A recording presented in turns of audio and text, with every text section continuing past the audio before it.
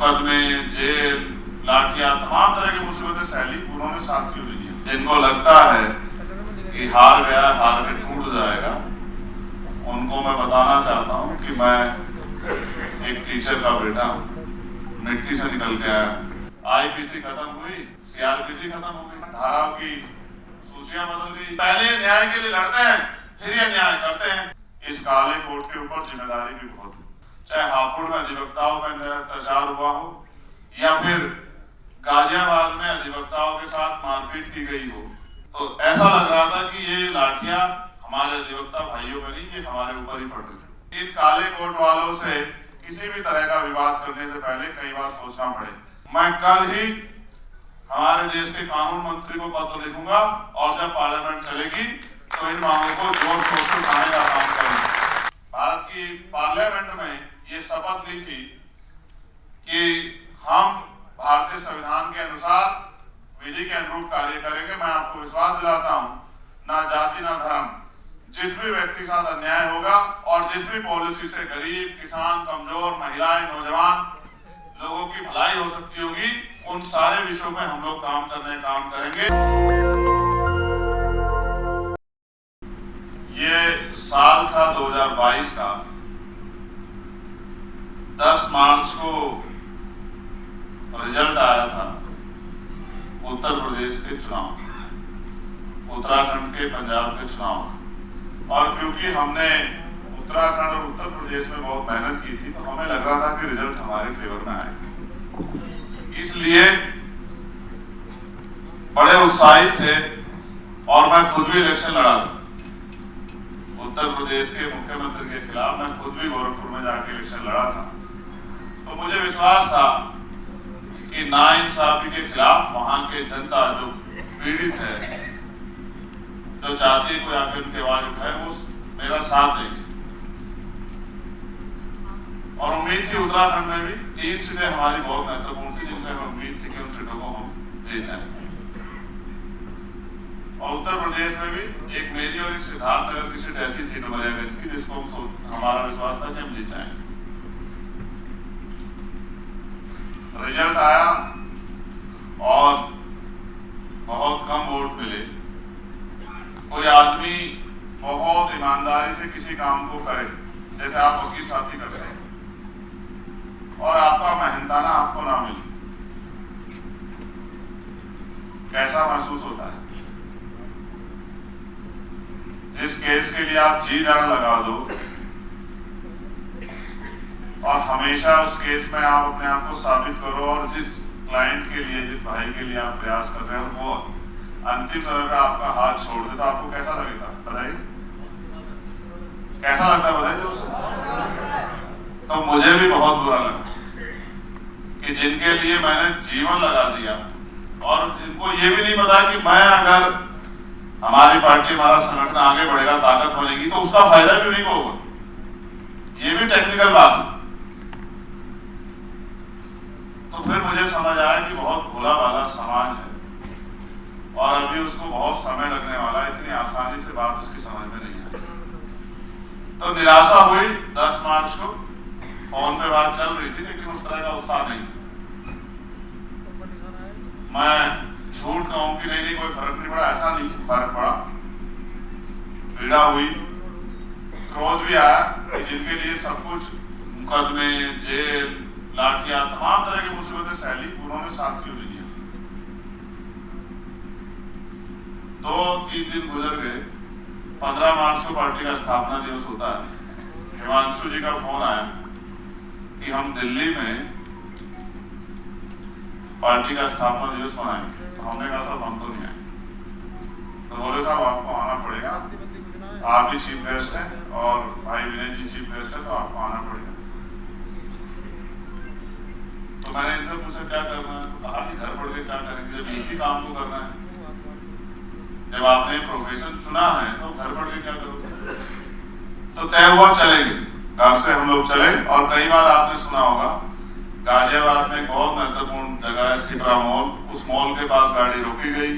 मैं मॉल में गया, मॉल से मैंने एक कुर्ता खरीदा, वो कुर्ता मैंने पहना, थोड़ा सा कॉन्फिडेंस लेवल बढ़ा। और फिर मैं यही मैं आपको बताना चाह रहा हूँ कि जगह का महत्व क्या होता है। मैं इसी जगह पर मुख्य अतिथि के रूप में आया, इसी जगह यही हॉल था। 15 मार्च 2022 का दिन था।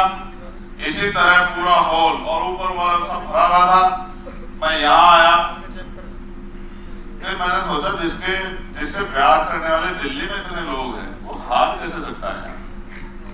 फिर सबकी बातें रखी गई, यहीं से मन में उत्साह पैदा हुआ और ये हो रहा था कि जल्दी से माइक मेरे हाथ में आए और मुझे अपनी बात को रखने का मौका था। और जब मेरे हाथ में माइक आया तो मैंने पहली लाइन ही कही कि जिनको लगता है कि हार गया, हार के टूट जाएगा, उनको मैं बताना चाहता हूं कि मैं एक टीचर का बेटा हूं, मिट्टी से निकल के आया,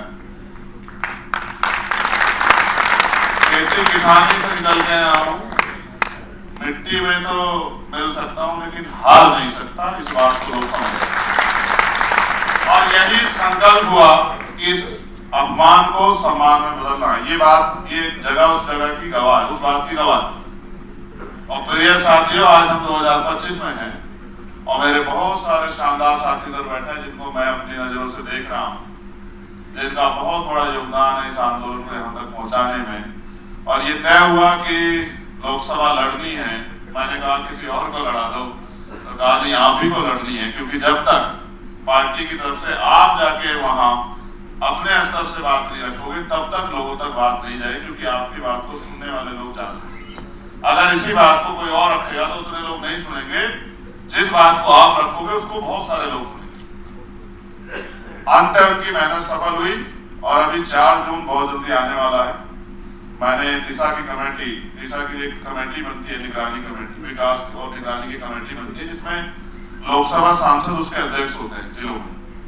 तो मैंने इस बार दिशा कमेटी की मीटिंग जिस दिन रिजल्ट आया 4 जून को, मुझे 1 साल हो जाएगा, मैंने वो दिशा कमेटी की मीटिंग बिजनौर में 4 जून की रखी। मैं 4 जून को वहां जाऊंगा, क्योंकि पिछले 4 जून को मैं इस समय संघर्ष के दौर में था और ये नहीं पता था कि बंद डब्बों में क्या है। लेकिन क्योंकि जिस तरह की मेहनत की थी और आप लीगल सेल के साथियों ने, तमाम साथियों ने वहां जाके मेहनत की, हर आदमी ने अपना योगदान दिया, ये विश्वास था कि इन सब की मेहनत विफल नहीं जाएगी। और लोगों की उम्मीद, माओ का आशीर्वाद, बहनों का प्यार, बुजुर्गों का आशीर्वाद, तमाम कमजोर वर्गों की दिल की इच्छा, और उस इच्छा ने एक शक्ति को जन्म दिया। और उत्तर प्रदेश से चंद्रशेखर आजाद समाज पार्टी के कार्यकर्ता भीम आर्मी का वो मेंबर ऑफ पार्लियामेंट बनके दिल्ली फील्ड में जो बहुत शानदार कैरेक्टर रहे, व्यक्तित्व रहे, उनके क्या विचार थे हमें जानने चाहिए। बाबा साहब डॉक्टर भीमराव अम्बेडकर, उन्होंने अधिवक्ताओं के बारे में कई महत्वपूर्ण विचार व्यक्त किए। उनका मानना था कि अधिवक्ता समाज के लिए महत्वपूर्ण है और उन्हें हमेशा न्याय और समानता की रक्षा की आवाज उठानी चाहिए। न्याय और समानता, बाबा साहब का मानना था कि अधिवक्ताओं को न्याय और समानता के लिए लड़ना चाहिए और उन्हें कमजोर और शोषित लोगों की रक्षा करनी चाहिए। सामाजिक जागरूकता, बाबा साहब ने अधिवक्ताओं को सामाजिक जागरूकता बढ़ाने और लोगों को उनके अधिकारों के प्रति जागरूक करने के लिए प्रेरित किया था। संवैधानिक नैतिकता, बाबा साहब ने अधिवक्ताओं को संवैधानिक नैतिकता के महत्व पर जोर दिया और कहा कि उन्हें हमेशा संविधान के नियमों का पालन करना चाहिए। ज्ञान, मेरा आग्रह रहेगा कि इस बात पे आप बहुत गौर से सुने।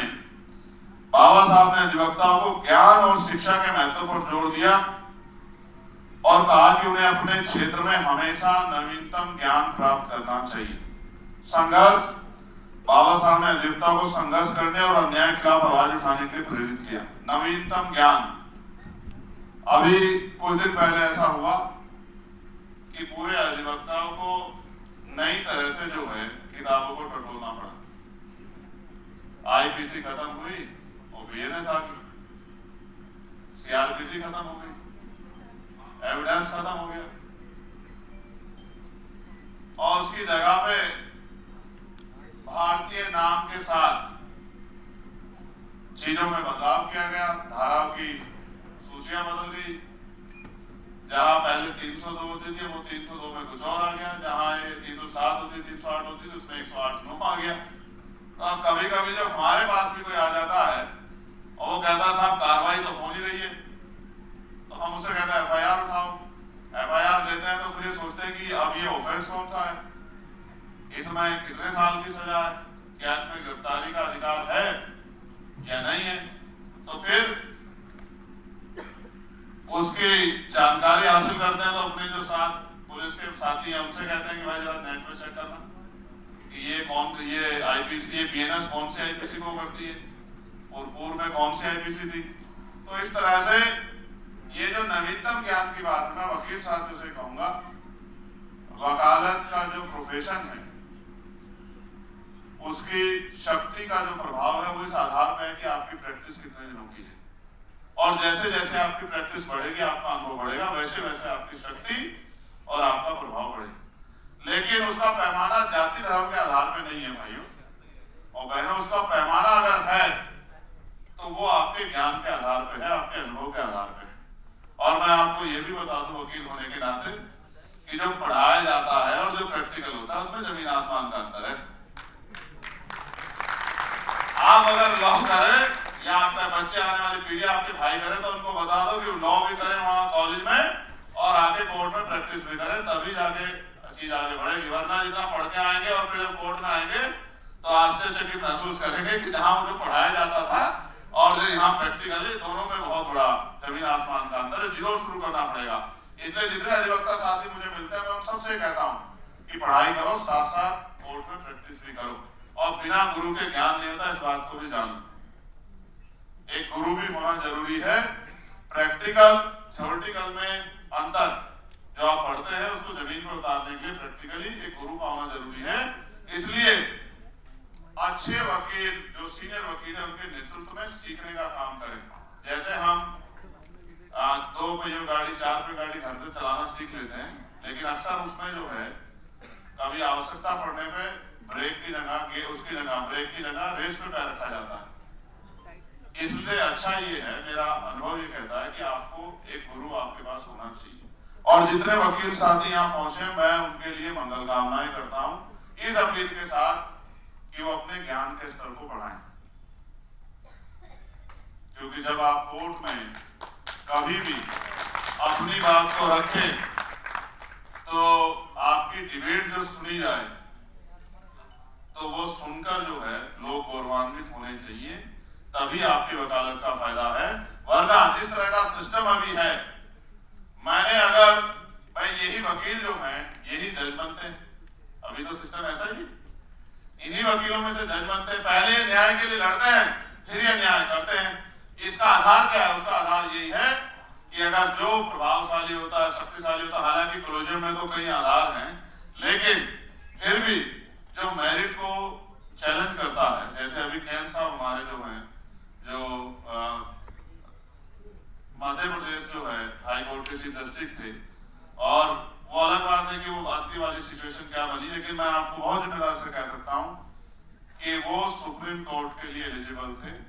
और मुझे बड़े दुख के साथ कहना पड़ेगा कि क्यों ऐसा हुआ कि वो सुप्रीम कोर्ट नहीं पहुंच पाई, ये हमारे लिए चिंता का विषय है। नीचे से, क्योंकि एचएस यूपी में तो हो नहीं रहा है, बहुत मुश्किल हो रहा है, तो नीचे से आदमी आता है पीसीएचजे के थ्रू, और उसको हाईकोर्ट जाने में इतना समय लगता है। इसलिए मैंने न्यायमूर्ति जी से कहा कि भाई आपका संघर्ष बहुत सारे वकीलों को प्रेरणा देगा कि इनको किस तरह काम करना चाहिए। और मैं फिर एक बार आपको ये भी बता दूं कि वकालत सिर्फ एक प्रोफेशन नहीं है रोजगार का, इस काले कोर्ट के ऊपर जिम्मेदारी भी बहुत है। और इस काले कोर्ट में न्याय, पीड़ित और न्याय के बीच में अगर कोई न्यायमूर्तियों से, जजों से अपने ज्ञान के आधार पर, जिसके ऊपर बहुत सारे दोष लगाए गए, बहुत सारे आरोप लगाए गए, उसको भी बरी करा सकता है, तो ये उसका अनुभव, उसका संघर्ष ही है। ये आसान काम नहीं है, ये बहुत शानदार काम है। बस इसको ज्ञान के साथ आगे बढ़ाना है। कई सारी मांगे मेरे सामने रखी हैं, मैं उन मांगों के लिए विश्वास दिलाता हूं कि मैं पार्लियामेंट में आप सबके सहयोग से इन मांगों को उठाने का काम करूंगा। जैसे कि आपको याद भी होगा, चाहे हापुड़ में अधिवक्ताओं में अत्याचार हुआ हो या फिर गाजियाबाद में अधिवक्ताओं के साथ मारपीट की गई हो, वो दोनों घटनाएं जब अधिवक्ताओं के ऊपर पड़ी हुई हापुड़ की उसकी लाठियां मैं देख रहा था गाजियाबाद वाली, तो ऐसा लग रहा था कि ये लाठियां हमारे अधिवक्ता भाइयों में नहीं, ये हमारे ऊपर ही पड़ रही है। क्योंकि जब हम इस काले कोट को पहनते हैं और अधिवक्ताओं की बात करते हैं, तो हर एक अधिवक्ता वो किसी जाति धर्म का हो, वो हमारे परिवार का हिस्सा है, हमारा भाई है, हमारा अपना है। उसकी लड़ाई लड़ना, उसके साथ खड़े होना, ये हमारी शक्ति भी है। और ये एक उदाहरण भी है कि इन काले कोट वालों से किसी भी तरह का विवाद करने से पहले कई बार सोचना पड़े। ये तो दिल्ली है, दिल्ली के साथियों, बिजनौर तक के साथी हमारे यहाँ आए हैं। दिल्ली में तो मैंने कई बार देखा है कि जब खाकी का और काले कोट का सामना होता है तो इमरजेंसी जैसे हालात हो जाते हैं दिल्ली में। अगर ये धरना कर लें, स्ट्राइक कर लें, तो न्याय व्यवस्था पूरी डिस्टर्ब हो जाती है। तो उन ऑनरेबल जजों को भी ये मांग करनी पड़ती है कि इस मामले को शूट आउट कर दो। तो बहुत बड़ी शक्ति है और हमने ये भी तय किया है कि इस शक्ति को कमजोर नहीं पड़ने देना है, इस शक्ति को और आगे बढ़ाना है। तो लीगल सेल के जो हमारे साथी हमारे साथ कनेक्ट हुए हैं, उन साथियों को भविष्य में बार काउंसिलिंग के चुनाव भी लड़ने चाहिए और अपनी शक्ति भी बनानी चाहिए। और मेरी तो मांग है कि अभी क्योंकि कोलिजन सिस्टम से हम लोग उस तरह जज नहीं बना पा रहे हैं, तो बार काउंसिलिंग में भी अपनी ताकत मजबूत होनी चाहिए। तो उत्तर प्रदेश बार काउंसिलिंग में या दिल्ली बार काउंसिलिंग, जहां भी बार काउंसिलिंग के इलेक्शन होते हैं, हमें अपने विचार व्यवहार से अपनी शक्ति को बनाकर अपनी ताकत जो है बार काउंसिल में भी बनानी चाहिए। क्योंकि उनकी बातों को भी सुनना पड़ता है, उनकी बातों को भी ध्यान में लाना पड़ता है, उनकी मांगों को भी आगे बढ़ाना पड़ता है। जो मांग जैसे हमारे नवनिर्वाचित सेक्रेटरी साहब ने कही कि चैम्बर की समस्या, हाँ मैं मानता हूँ चैम्बर की समस्या है, लेकिन इसका अस्थायी इलाज भी जो है वो भी ढूंढना पड़ेगा। वो तभी होगा जब हमारी बात बार काउंसिल के जरिए मजबूत से उठेगी और सभी बार काउंसिल लेटर लिख के दें कि भाई हमारे चैम्बर की समस्या है, चैम्बर की समस्या को दूर किया जाए। क्योंकि देखो लगातार अधिवक्ता बढ़ते रहेंगे। सोचो आज 100 चैम्बर नहीं बना दिए, लेकिन नेक्स्ट और 100 वकील आ गए, तो कुछ मानक तय करके हम लोग इसको आगे बढ़ा सकते हैं। जैसे मांगे आपकी हैं कि अधिवक्ता सुरक्षा अधिनियम जल्दी से लागू किया जाए, इसके लिए मैंने पार्लियामेंट में जोर शोर से आवाज उठाई थी। अधिवक्ताओं के लिए राष्ट्रीय मेडिक्लेम पॉलिसी बनाई जाए। और मैं आपको बता दूं कि मैंने ऑनरेबल जो हमारे माननीय कानून मंत्री है, उनको भी लेटर लिख के अधिवक्ताओं की इस मांग को रखा था कि उनकी मांग को सुना जाए। भारत के प्रत्येक न्यायालय में अधिवक्ताओं के लिए पर्याप्त चैम्बर की व्यवस्था हो, अधिवक्ताओं को राजपत्रित गजेटेड अधिकारी का दर्जा दिया जाए, नए पंजीकृत अधिवक्ताओं के लिए निश्चित समय तक उचित भत्ते की व्यवस्था हो, नए पंजीकृत अधिवक्ताओं के लिए पर्याप्त अवधि तक प्रशिक्षण की सरकार द्वारा उचित व्यवस्था की जाए, सीनियर अधिवक्ता जो प्रैक्टिस करने में असमर्थ हैं उनके लिए उचित पेंशन की व्यवस्था सरकार द्वारा की जाए, अधिवक्ताओं के लिए भारतीय राजमार्गों पर लगे सभी प्रकार के टोल टैक्स समाप्त किए जाएं, अधिवक्ताओं के लिए सरकारी आवासीय योजनाओं में पर्याप्त कोटा लागू हो, अधिवक्ताओं के बच्चों के लिए प्राइवेट स्कूलों में उचित रिजर्वेशन कोटा की व्यवस्था प्रावधान किया जाए, क्लोजन सिस्टम के द्वारा जजों की नियुक्ति में रिजर्वेशन कोटा लागू किया जाए, पब्लिक सेक्टर अंडरटेकिंग में अधिवक्ताओं की नियुक्ति में रिजर्वेशन कोटा लागू किया जाए, केंद्र सरकार एवं राज्य सरकार द्वारा अपनी इच्छा के अनुसार की जाने वाले अधिवक्ता एसजी, एसजी, एजी,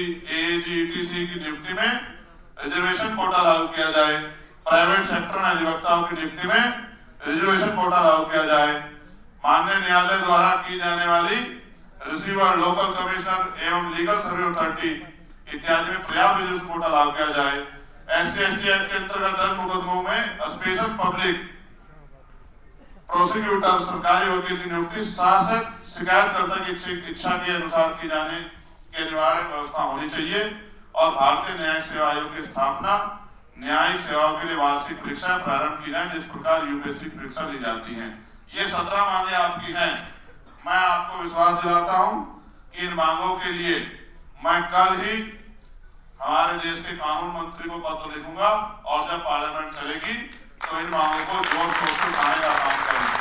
मैं आपको फिर विश्वास दिलाता हूं, हालांकि अधिवक्ताओं का मंच मैं आपको विश्वास दिलाता हूं कि अंतिम व्यक्ति, क्योंकि हमने भारत की पार्लियामेंट में ये शपथ ली थी कि हम भारतीय संविधान के अनुसार विधि के अनुरूप कार्य करेंगे। मैं आपको विश्वास दिलाता हूं, ना जाति ना धर्म, जिस भी व्यक्ति के साथ अन्याय होगा और जिस भी पॉलिसी से गरीब, किसान, कमजोर, महिलाएं, नौजवान लोगों की भलाई हो सकती होगी, उन सारे विषयों में हम लोग काम करेंगे।